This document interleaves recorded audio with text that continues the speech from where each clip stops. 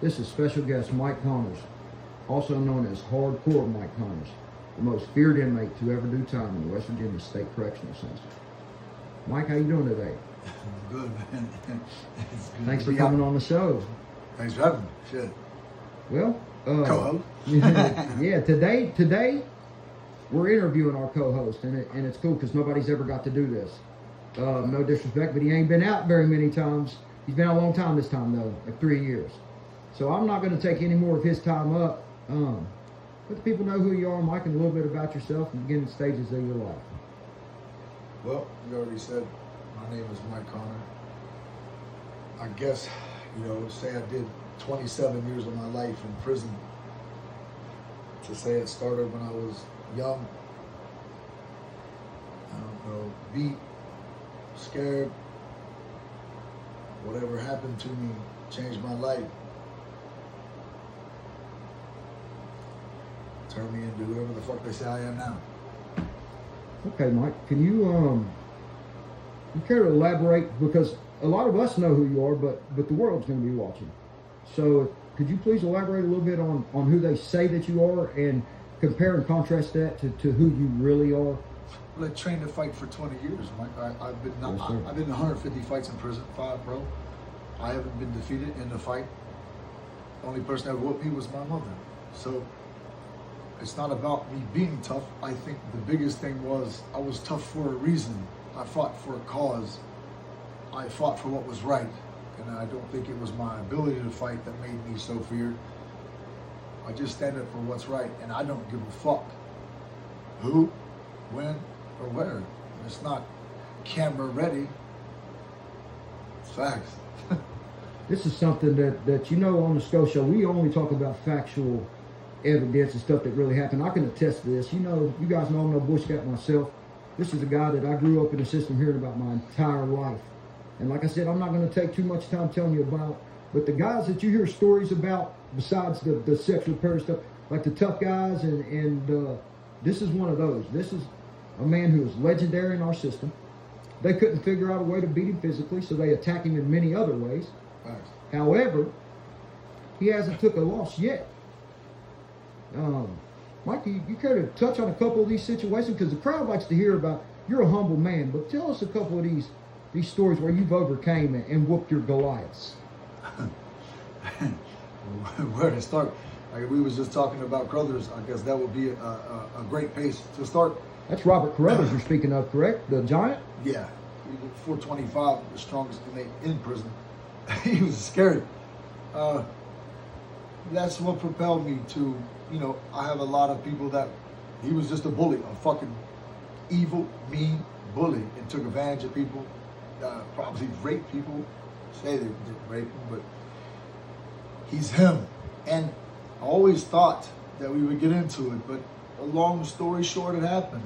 And I robbed somebody downstairs, and me and my dude, we carried it upstairs, and he run upstairs with all his dudes and was like, y'all motherfucker, who's with you? And I was like, I'm not gonna tell you who. I'm not gonna give up. He's like, you're gonna tell me. I said, I'm not gonna tell you. And he started talking shit. He said, we're gonna fight. He bent over in front of me, and I ain't gonna lie, I was scared. It's 400 pounds. So I felt the fear. And to be honest, I don't know what I would have done, but the mistake he made was when he stood up, he was like, nah, bitch, you're gonna leave. That was it. I clumped all over his ass. And, for him to be, the person was racist. It was really racist. And to see a strong ass white boy defending and beating one of their tops, even though I'm not racist, I still know that I'm white. And it felt good to the weak white dudes who was getting abused. That's what made my name strong, is I was a fucking bully hunter. I grew up abused. I was a coward. I watched my father beat my mother.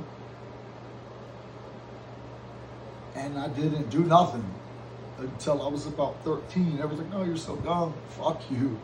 We got killers. I'm an Odinist. We got killers who started at 8 and 9. I was just scared. I was a coward.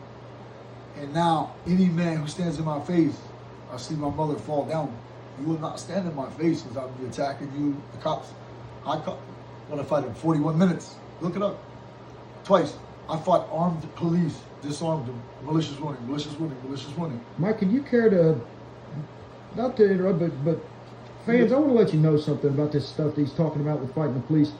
Mike, can you elaborate on that and tell him it wasn't just a fight in the police. The police were disarmed and he was sentenced to an extraordinary amount of time in prison. For sure. Give the fans a little details on this, Mike, because this is what they want to see. People don't get to be in the same room with guys like this. And I hate to say it, but people growing up doing time looked up to people like this, and this was one of the mythical creatures in the prison system. So, Mike, tell them what they want to know, because we got to plug the streets in. I mean, it was, I had come back from a fight in Kentucky. We come back to Huntington to celebrate it.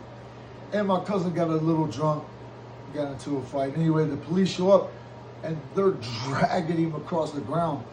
And I was like, what? I just attacked him.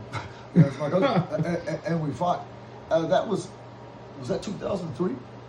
In that or 2012? It happened twice. And then I believe that time was 12, because I seen it on the news in the jail. It happened in 3. That was with the love of my life, Kevin Gardner, my real brother. He we was at a bar fight, and he started. Anyway, we was too much together. He started fighting this way. When you get into a bar fight, we're fighting everybody. You fight to the door. He fights that way. I get outside. I gotta fight my way back in. He looks at me like, where the fuck you been at? He's fighting this way. And I get away that night. We get away, and then the police end up identifying a tattoo, and they end up trying to chase me. And I think that's the second time when I assaulted multiple police. That's when you ended up going to prison, correct? Oh, yeah, both times I went to prison. Now, fans, this today was a teaser. You know you want to know what the rest of this story's about. Get a good look at this fella. This is going to be a 6-part videography, and the only way that you're going to get to see it